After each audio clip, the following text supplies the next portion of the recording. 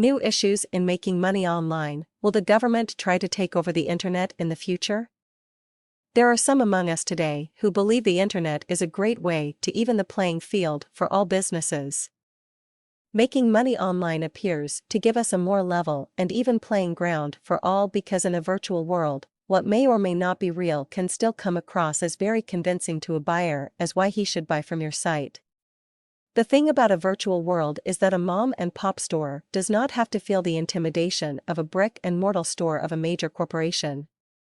What is more important for a company in a virtual world is its perception rather than its reality.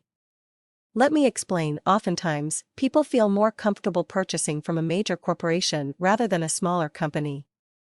The reasoning, the perception, is that the major corporation must be better because it is more established, probably more reputable, and probably of a better quality.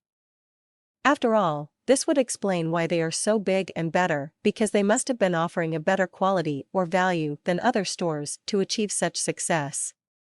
Many mom and pop stores are often prevented from even getting started because such intimidation is too much by bigger companies. After all, why should a person buy from my store when they can get that same product for almost half the price from up the street at the competing Walmart or CVS store? After all, these store names are household names now. In the past, mom and pop store owners might have easily thought, why should I even try to compete since everybody knows them and no one knows me from Joe's Turkey? Well, in this new age, this could be a thing of the past, because we now live in a virtual world in which you can be as well known as you want to be. Now it's about perception more so than reality. Now, that being said, can't some people see that as a threat for those companies who have been positioned previously to enjoy such success? Aren't there lobbyists up in Washington who are supposed to prevent these kinds of things from happening to major corporations? Isn't this what these lobbyists are getting paid for, to protect their corporations' interests? Aren't they there to influence congressional laws through their own persuasion of congressional members? I don't mean through doing something illegal, though that probably happens too. So the question is, will Congress soon get involved in such a way that it will prevent or hinders making money online a more difficult thing to do? Will some bigger type of controlling force of Congress prevent even greater free markets? After all, this new trading market can no longer be dominated alone by the United States.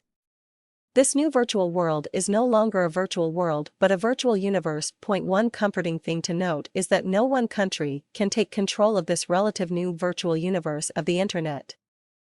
The country that does attempt to do so will find itself on the shorter end of the stick and headed faster toward its own decline and self-destruction. Recently, even today with the revolution in Egypt, we have seen governments quickly trying to shut down the internet from their people as it had been perceived as a threat to the stability of the government that happened to be in control at the time of rebellion. Even in our own country, recently new laws in the United States were imposed by the Federal Trade Commission to regulate more closely marketers on the internet. Though the argument was that they were needed to better protect the consumers, the real question is, were these new policies, not laws, really put in place for those reasons?